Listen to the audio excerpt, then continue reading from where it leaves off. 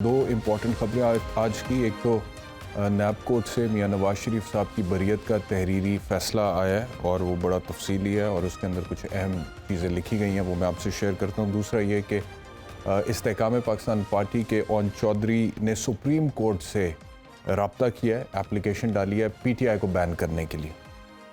कानूनी तौर पे ये पॉसिबल है या नहीं है, इस पर भी बहस करेंगे और कानून को अलहदा रख के सियासी और माशरती तौर पे इसके क्या असरात मुरतब हो सकते हैं, उस पर भी बात करेंगे। वो जो शहबाज साहब कह रहे थे कि ये नैब न्याजी गठजोड़ बकौल उनके जो था उसको हम तोड़ कर रहेंगे, मेरा ख्याल है आज उन्होंने वो तोड़ दिया है। और अगर कुछ था ऐसा जैसा कि वो कहते थे, तो ये जो फैसला है ना, इसके अंदर एक पैराग्राफ बड़ा इंपॉर्टेंट है, वो आप लोगों को पढ़ के सुनाता हूँ। वो कहते हैं the record reflects that the accused Mian Mohammad Nawaz Sharif had become the victim of political victimization। यानी कि रिकॉर्ड ये बताता है कि मुल्जिम मियां मोहम्मद नवाज शरीफ जो है वो सियासी इंतकाम का निशाना बने हैं। And perhaps the NAB authorities were constrained to prepare the reference at the behest of the then ruling Janta to damage and destroy the political career and goodwill of the accused।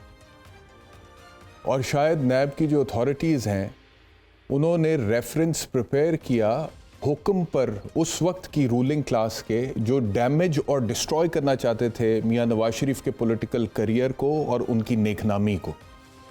Who had been 3 times elected prime minister of the Pakistan, जो कि 3 दफ़ा पाकिस्तान के prime minister रह चुके हैं। तो ये अदालत का बाकायदा तौर पे चंद पैराग्राफ्स हैं जो कि मैंने आपको पढ़ के सुनाए हैं। यानी कि जो प्लॉट अलॉटमेंट का केस था उसमें कानूनी तौर पे तो मियां नवाज शरीफ साहब को बरी किया कोर्ट ने और उनकी इक्विटल है, और उसके बाद उन्होंने कहा है कि अब मियां साहब के जितने भी प्रॉपर्टीज़ वगैरह के ऊपर अगर किसी किस्म का कोई उनको फ्रीज़ किया हुआ था वो भी रिलीज़ कर दिया जाए, प्रॉपर्टीज़ मियां साहब की।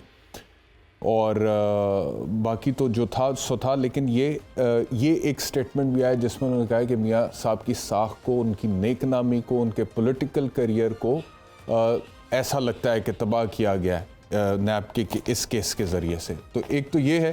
दूसरा जो ऑन चॉइस साहब गए उधर सुप्रीम कोर्ट में PTI को बैन करवाने के लिए, इससे पहले कि उसके ऊपर कोई कानूनी तौर पर बात करें, PDM मुख्तलिफ औकात में बैन के हवाले से क्या मौक़िफ़ सामने रखती रही आवाम के, ज़रा सुन।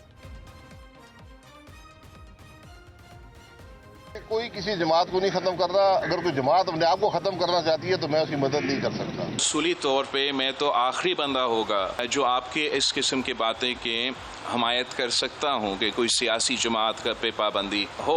आम तौर पे मैं इन चीज़ों की हमायत नहीं करता हूँ। एक बात आप लिख लीजिए, फारिग आप हमें नहीं कर सकते और हम आपको नहीं कर सकते। हम सब सियासी हकीकतें हैं। हमने भी बड़ा जोर लगाया था पीपल्स पार्टी को फारिग करने के लिए, हमसे तो फारिग नहीं हुई। अखीर से सुलह कर लेते। सियासी हकीकतें दब सकती हैं, ख़त्म नहीं होती।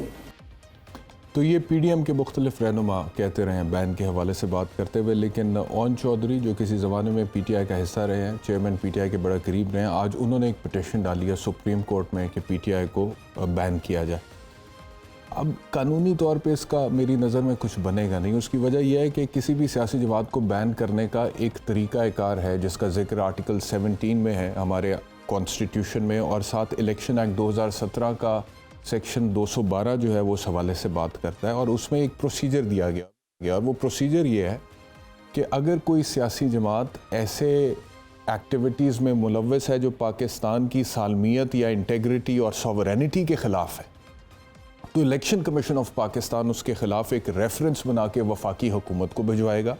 फिर अगर वफाकी हुकूमत मुतमईन होगी तो वो नोटिफिकेशन इशू करेगी और एक डिक्लेरेशन इशू करेगी ऑफिशियल गैजेट में, और उस कि ये सियासी जमात जो है पाकिस्तान की इंटेग्रिटी और सॉवरेनिटी के ख़िलाफ़ है, हम मुतमिन हैं इस बात पे। और जब वो गैजेट में ऑफिशियल डिक्लेरेशन दे देंगे तो उसके 15 दिन के अंदर वफाकी हुकूमत ने उसको रेफ़र करना है to the supreme court of Pakistan.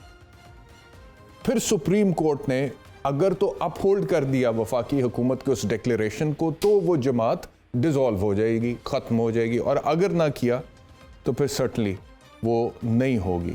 तो अब यहाँ पे तो बहुत सारे एंटिटीज़ हैं, इलेक्शन कमीशन ऑफ पाकिस्तान है, फिर फेडरल गवर्नमेंट है, फिर फेडरल गवर्नमेंट की एक एक्टिविटी के वो डिक्लेरेशन है, फिर वो डिक्लेरेशन के 15 दिन इशूएंस के अंदर सुप्रीम कोर्ट में रेफ़र करें। तो यहाँ पे तो all of a sudden on choice साहब खुद से सुप्रीम कोर्ट चले गए हैं। तो ना तो वो इलेक्शन कमीशन है, ना वो वफाकी हुकूमत है, ना कोई डिक्लेरेशन है, ना ऑफिशियल गैजेट में प्रिंट आउट हुआ है, ना कोई 15 दिन वाली रिक्वायरमेंट, तो कुछ भी नहीं हुआ। तो कानूनी तौर पे मेरे ख्याल में इस पिटिशन का कुछ बनेगा नहीं।